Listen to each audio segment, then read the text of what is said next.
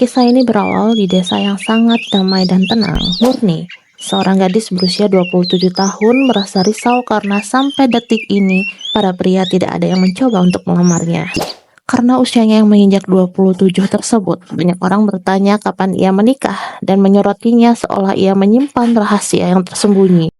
Murni nampak sedih dan selalu mengadu kesedihannya kepada ibunya. Sejak awal, Murni sudah merasa curiga karena setiap malam ia selalu dijaga dan diawasi oleh sosok pria misterius. Usaha Murni semakin lancar dan seperti di luar nalar. Rezeki selalu datang silih berganti dan dagangannya selalu laris manis. Butuh waktu lama mempelajari semua keanehan yang terjadi kepada dirinya. Hingga hal buruk pun terjadi padanya, yaitu kehadiran sosok yang tidak baik ingin mencelakainya. Tapi terlihat seorang pria dan dia selalu menyelamatkannya. Lambat laun, ia pun sadar pria misterius itu menyukainya dan tulus menjaganya. Murni pun diajak menikah dengan sosok pria itu melalui mimpi. Dia pun mengandung anak mereka dan menjadi kebahagiaan terbesar bagi hidup Murni.